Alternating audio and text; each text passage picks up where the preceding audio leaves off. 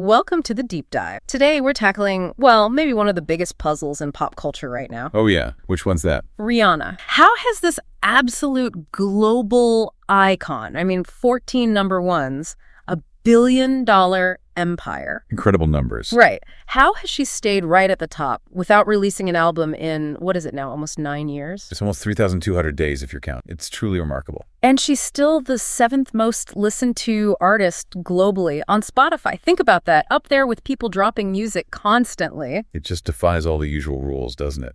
Most artists fade a bit, but not her.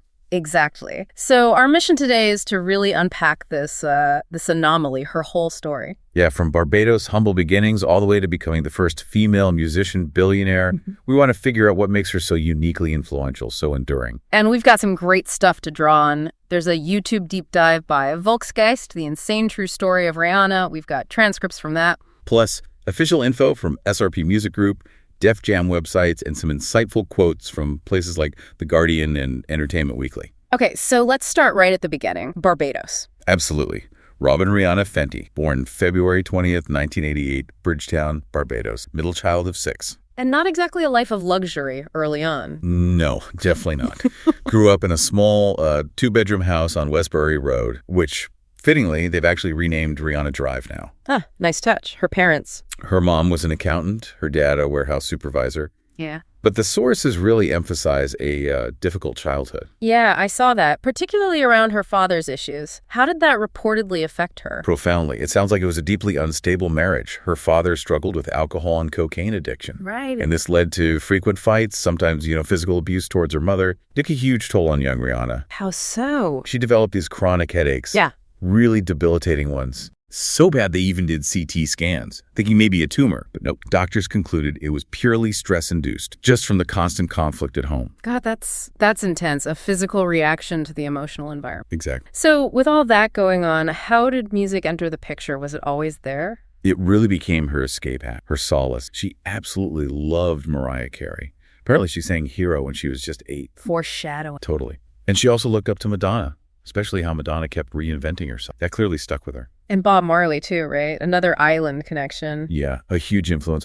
Blending that Caribbean heritage with different genres, but making it global, that was the blueprint Marley provided. Okay, so things were tough. Then the sources mentioned a big shift around age 14. Yes, 2003. Her parents divorced. And while divorce is often hard, for Rihanna, it seems it brought a sense of peace to the house. And the headaches. They stopped, just like that, which freed her up, mentally and physically, to focus even more intensely. That's incredible. And she started a girl group around then. Yep, with a couple of classmates. No idea at the time where that would lead, of course. Right. Okay. Fast forward just a bit. Early 2005. Enter Evan Rogers, U.S. music producer, big names like NSYNC, Shakira under his belt. And he happens to be vacationing in Barbados with his wife, who is Bajan. Talk about being in the right place at the right time. Absolutely. Someone told him about this local girl group, so a meeting is set up. Rihanna actually shows up late. Oh, dear. Bad start. You'd think. Nah. But apparently the second she walked in, Rogers was just captivated. He later said, the minute Rihanna walked into the room, it was like the other two girls didn't exist. Wow. Just instant presence. That's it. That unteachable star quality. So she auditions for him. What did she sing? Destiny's Child's Emotion. Rogers could hear she was, a little rough around the edges, as he put it.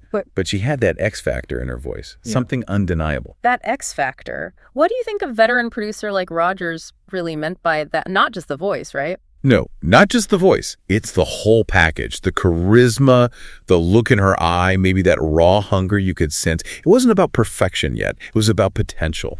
That spark. And then comes this absolutely massive decision. She's only 15. 15. And she decides to move. Yeah. To Stamford, Connecticut, to live with Evan Rogers and his wife. Leaving everything behind. Barbados, her family, friends. Everything. To basically record demos in their basement while trying to finish high school. The Rogers family helped support her financially, too. And she said, when I left Barbados, I didn't look back. What does that tell you? Just sheer laser-focused determination. Maybe desperation even, given her background. It wasn't just a casual dream, it was a full commitment. An escape route she was grabbing with both hands. Okay, so she spends about a year there, working constantly, recording demos. Talentless demos, yeah. Honing her craft. Then they finally send out 4 tracks to labels, including Def Jam. And Def Jam had a new president, Jay-Z. Right. And surprisingly, Jay-Z wasn't immediately sold. Really? Even with Pon de Replay. He knew Pon de Replay was a smash. He heard that instant, but he was cautious, worried about signing a potential one-hit wonder. Ah, okay. He famously said something like, "I don't sign songs, I sign artists." He wanted someone for the long haul, a flagship artist for his new tenure at Def Jam. So for Rihanna, meeting Jay-Z, this had to be terrifying. Oh, she said it was her make or break moment. She was literally shaking in the lobby waiting to go in. Just 17 years old, facing a legend. The pressure must have been immense. But she obviously impressed him in person. She did.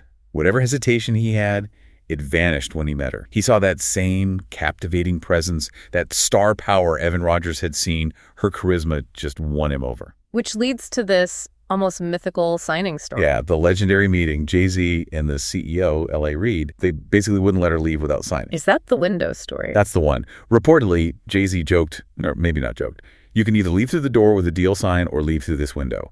And we're on the 29th floor. That's intense negotiation. For a teenager. Absolutely insane pressure. But it shows how much they believed in her potential. And maybe how determined she was, too. She signed the 6-album deal right then and there, apparently at 3 a.m. February 2005. She was still just 17. And boom, Ponder replay. Just like Jay-Z predicted, it explodes. Massive. Debuts high, climbs all the way to number 2 on the Billboard Hot 100, kept off the top spot only by Mariah Carey's huge comeback single. Still, number 2 for a debut from an unknown artist. That's huge. It launched her globally, instantly. Yeah. That blend of Caribbean sounds and pop structure was fresh, infectious, and it still holds up over 800 million Spotify streams today. And the albums came fast after that, right? No messing around. No time wasted. Music of the Sun landed just a few months later, August 2005. Mixed reviews initially, but it laid the groundwork, blending that dancehall and pop sound. Then A Girl Like Me. Just 8 months later. And that one really clicked commercially. Gave her first #1 single, SOS. And then Good Girl Gone Bad only a year after that. That felt like a real shift. It absolutely was. Deliberate reinvention. More mature, much more dance-oriented, edgier image. This is where we get Umbrella, Don't Stop the Music. Massive global #1. She was really mastering that Madonna-esque reinvention already. Totally. By 19, she's got 7 Grammy nods, triple platinum sales, 4 #1 hits. She was a certified superstar. But even with all this success, this meteoric rise, there's always been this kind of debate, hasn't there, about her actual singing voice. Yeah, it's a unique and persistent narrative around her, isn't it? Despite all the hits, all the accolades, some people always question her technical vocal ability. Like that example with The Monster, the Eminem track. Right. Baby Rexha wrote and sang the original hook. Yeah. And her background vocals are still on the final track, even though Rihanna's the featured artist singing the main chorus. And critics kind of jumped on that. Some did, yeah. Using it as evidence, maybe unfairly, that she needed vocal support or wasn't technically perfect. And it's true, she wasn't like classically trained from age 5. No, not at all. She got her first proper vocal lessons from Neo when she was already famous, around 19. But then you have people like Evan Rogers and Jay-Z, industry veterans, recognizing that raw talent, that star power, right from the jump. Exactly. So there's this tension. On one side, the technical critiques. On the other, well, the fact. She has a solid mezzo-soprano range. About 3 octaves. And some songs are praised for her vocals, right? Like California King Bed. Definitely. California King Bed, Love the Way You Lie Part 2, Diamond. Those are often cited as strong vocal performances. Plus, her collaborations with artists like Kendrick Lamar or Kanye were critically acclaimed. So how do you square that circle, the criticism versus the undeniable massive success? I think it forces you to ask what talent really means in pop music. Yeah. It's clearly not just about hitting every note perfectly like a trained opera singer. Right. It's the whole package. It has to be. It's the persona, the stage presence, the unique vocal tone she does have, the way she delivers a song, the brand building. Yeah. That X factor again, her impact goes way beyond just technical vocal runs. Okay, so after the huge success of Good Girl Gone Bad, things took a different turn. There was a break, almost 2.5 years. Yeah, and that period was dominated by her personal life, specifically her relationship with Chris Brown. They were both young, huge, rising stars. Met when they were practically kids, 15 and 16. And it all culminated in that awful incident right before the 2009 Grammys. The assault. Yes, a fight that left Rihanna with serious injuries. Chris Brown was arrested, eventually took a plea deal, probation, counseling. He did that Larry King interview later. Which was controversial in itself. Very. And then the photos leaked. The police photos. TMZ got them. Yeah, graphic photos of her injuries. It just fueled this intense media storm and public scrutiny. It actually led to Rihanna's law in L.A. trying to protect victim privacy better. But the damage was done. putting her trauma on display. Just an incredibly difficult, violating experience on top of the assault itself. And financially, things were rocky too around that. Yeah, as if things weren't bad enough. Also, in 2009, she nearly lost about $10 million. Yeah. Mismanagement by her accountants, apparently. She sued them and eventually got it back in a settlement, but still, what a terrible year. So when she returned to music, it was with Rated R. How did that album reflect everything she'd been through? You could really hear it. The whole tone was darker, more somber. She got way more involved in the songwriting and specifically asked producers for darker sounds. A conscious choice to channel that pain into the art. Absolutely. And critics responded well, even if sales weren't quite as high as Good Girl. Songs like Russian Roulette and Rude Boy were still big hits. And the theme, leak, love, perseverance, adversity, it was impossible not to connect them to what happened. Right. It became this powerful statement of resilience. And amazingly, even after all that, by age 21, she already had 10 #1 singles. Just incredible. She just kept going. Yeah. And the hits ramped up again. 2010, Loud. Big shift back to upbeat pop. Huge shift. Bright, dancey, up-tempo. And it spawned massive hits. What's My Name? With Drake, Only Girl in the World, S&M. 3 huge ones from one album. Then Talk That Talk the very next year, 2011. Kept that dance pop vibe going. Gave us We Found Love with Calvin Harris, which was just monstrous globally. The numbers were getting crazy by then. Astronomical. By age 22, she'd sold something like 120 million records, one of the best-selling artists of all time already. She was just a relentless hit machine. And her last album for Def Jam, Unapologetic, in 2012. That was her first #1 album, actually. Led by Diamonds, which was huge, went platinum like 8 times. But it also had that controversial Chris Brown collaboration, Nobody's Business. Yeah, they raised eyebrows. The lyrics seemed to push back against public judgment, a reminder that, well, personal lives are complicated, even public ones. And the record tying continued even with features. Oh yeah, The Monster with Eminem in 2013. That was her 13th #1 single. Tying Michael Jackson. Tying the King of Pop. And it was also her 45th song to hit the Hot 100 chart, tying Mariah Carey, one of her idols. Just staggering consistency. By her mid-20s, she's already in the pantheon of music legends based on chart stats alone. So after Unapologetic, she makes another big move, leaves Def Jam. Yep, fulfills her contract and moves entirely over to Jay-Z's Rock Nation for management. And importantly, launches her own label imprint, Westbury Road Studios. Named after her childhood street. That feels significant. It signaled a real move towards independence, both artistically and in business. And that Samsung deal really enabled the next step, right? That was key, a reported $25 million deal. It gave her the financial backing to make her next album, Anti, exactly how she wanted, funding it herself, controlling it all. A new level of freedom. Completely. And Anti, when it finally dropped in 2016, wow, critics loved it. Oh, huge critical acclaim. Many call it her best album, maybe one of the best pop albums of the 2010s. It was different. How so? She said she didn't just want hits. She wanted something soulful and timeless. You can hear her deeper creative involvement. Kanye West was executive producer too, which added a certain vibe. And it had incredible staying power, still charting today. Yep, broke records. First album by a Black woman to spend 300 weeks on the Billboard 200. It wasn't just an album. It was a major artistic statement. And beyond the music, her home country recognized her huge impact, too. Yes, 2021 designated a national hero of Barbados. The Prime Minister spoke about her extraordinary commitment and how she commanded the imagination of the world. A really powerful moment. Then comes the pivot that changed everything again. Fenty Beauty, fall 2017. Partnering with LVMH, the luxury goods giant, she's CEO, owns 50%. And it wasn't just another celebrity makeup line. No, it was revolutionary from day one, those 40 shades of foundation. Groundbreaking. It directly challenged the beauty industry's lack of inclusivity, those old Eurocentric standards. It basically said beauty is for everyone. And the market responded immediately. A British Vogue writer said it completely changed the beauty industry. Because it did. It blew the conversation wide open. The beauty for all mantra wasn't just marketing, it was the core concept. Numbers were insane. Right. Off the charts. Over $72 million in sales in the first month, $560 million in the first year. By 2021, the brand was valued at $2.8 billion.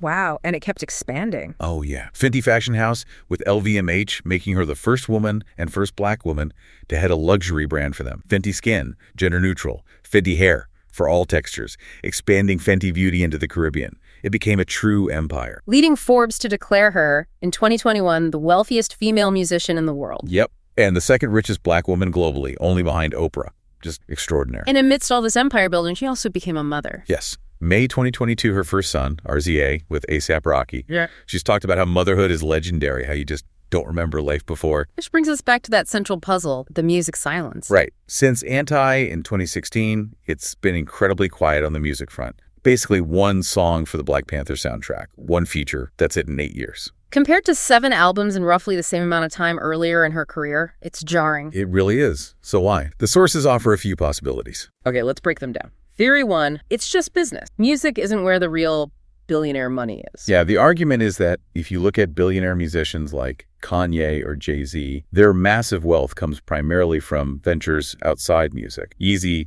Tidal, liquor brands, real estate. So maybe Rihanna, having conquered music, just strategically shifted focus to where the wealth potential was even greater. Fenty. It makes logical business sense. Maximize the most profitable ventures. Diversify. Okay, theory 2.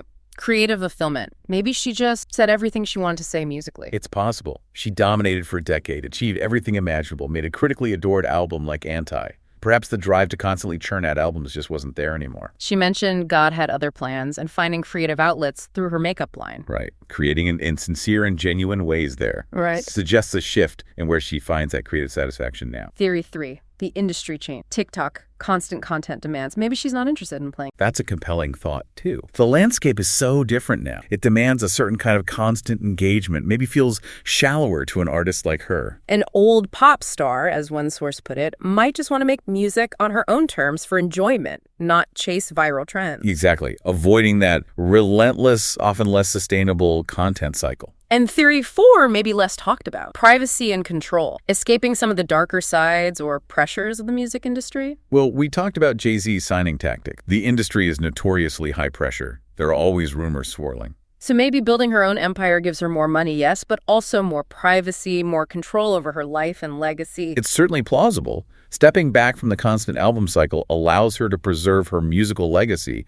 while operating with more autonomy. But whatever the reason, her star power hasn't dimmed one bit. Not at all. Look at the 2023 Super Bowl halftime show, her big return to the stage. Most viewed halftime show ever. Ever. People are still completely captivated. The connection is still there, music or no music. So, while good management, connections, her undeniable look, they all played a role, there's something uniquely Rihanna about it all. Absolutely. It comes back to her, the individual. And that core moment, that defining decision, we keep coming back. Age 15, getting on that plane with Evan Rogers, leaving everything for a maybe. That takes unbelievable guts. Or, as Rogers put it, something deeper. Yeah. His insight is really profound. He suggested her drive wasn't just ambition, but this much more urgent need to escape the anxieties of a violent home life. Escaping into the illusion of security and boundless love that a life on stage could offer. Exactly. And that desire, Rogers said, that deep, urgent need, that's what executives look, because that, he said, can't be manufactured. So her story isn't just about talent or luck. It's about harnessing that unmanufacturable desire forged in hardship to build something immense, something unpredictable, even without constantly feeding the traditional music machine. It really does redefine star power for this era, doesn't it? So to recap this incredible journey, from that tumultuous childhood in Barbados, escaping through music, taking that huge leap of faith, to becoming a global music phenomenon, shattering records, and then pivoting to revolutionize the beauty industry and build a billion-dollar empire, all while navigating intense personal challenges in the public eye. Her story shows that massive success often requires huge sacrifice, resilience, and constant evolution. Definitely. Which leaves us with a final thought for you to chew on. In a world obsessed with manufacturing the next big thing, demanding constant visibility, what does Rihanna's enduring relevance, this massive empire built largely without recent music, actually tell us? Yeah, what does it teach us about lasting impact versus constant output? Does her path suggest a whole new way of winning in entertainment? Maybe prioritizing autonomy, diversifying strategically is the new model rather than just the relentless album cycle? Something to think about.